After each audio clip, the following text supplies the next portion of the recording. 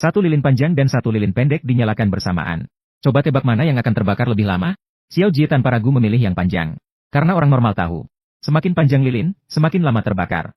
Dua orang segera menyalakan lilin di tangan mereka. Jika lilin tidak dimanipulasi, maka pemenangnya pasti Xiao Jie. Namun pada saat itu, di bawah panggung, tiba-tiba angin topan bertiup kencang. Xiao Jie segera melindungi nyala lilin dengan tangannya. Dalam situasi ini, Xiao Jie tidak boleh bergerak sembarangan, dan tidak bisa melihat sekeliling. Kalau tidak, lilin di tangan bisa padam oleh angin.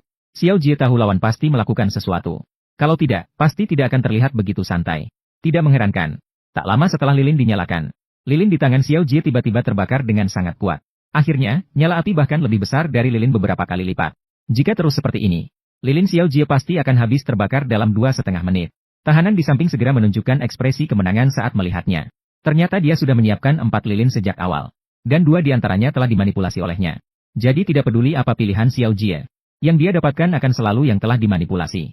Mendengar itu, Xiao Jie langsung tersenyum. Karena api lilin di tangannya begitu besar, maka dia tidak perlu khawatir lilin akan padam oleh angin kencang. Kata-katanya baru saja selesai. Xiao Jie langsung mendekati tahanan. Sebelum tahanan bisa bereaksi. Kemudian Xiao Jie langsung memadamkan lilin lawannya dengan sekali hembusan. Saat itu, lilin Xiao Jie masih terus menyala. Maka pertandingan ini dimenangkan oleh Xiao Jie. Saat ini kedudukan kedua belah pihak imbang. Namun, Xiao Jie saat itu tidak berani meremehkan lawan. Karena dari 2 pertandingan sebelumnya, lawan pastinya adalah orang yang berpengalaman. Maka setelah memikirkannya, Xiao Jie mengirimkan Pikachu untuk pertandingan berikutnya. Sedangkan pihak narapidana mengirimkan monster biru untuk bertarung. Sebelum pertandingan dimulai, monster biru menunjuk ke hatinya yang berwarna merah. Menandakan setiap hati merah mewakili satu orang yang telah ia bunuh. Saat ini, sudah ada 19 hati merah yang terkumpul. Jika Pikachu tidak mau mengakui kekalahan, maka monster biru tak keberatan membuatnya menjadi hati ke-20.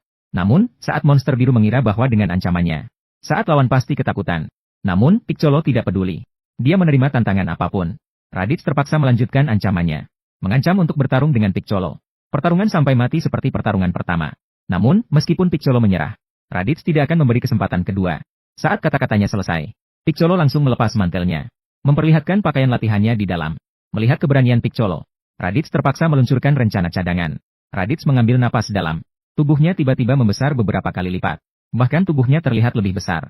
Raditz melihat Leo mulai khawatir untuk Piccolo. Namun, Gohan terlihat kesal. Karena menurutnya, Raditz bukan hanya pembunuh. Aku rasa bahkan tidak berani memukul orang. Hanya bisa mengancam orang dengan mulut.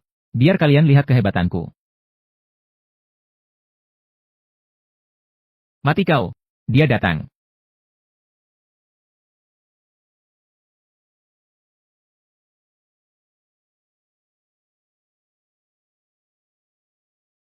Melihat Picar ditolak oleh satu pukulan, Cerolo segera memutuskan untuk menggunakan trik terakhirnya.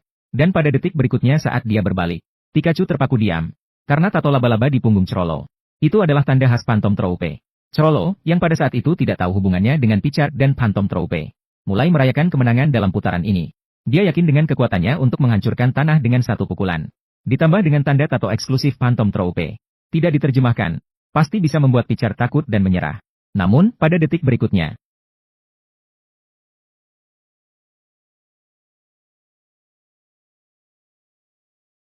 bersamaan dengan pukulan Picar, segera pingsan di tanah.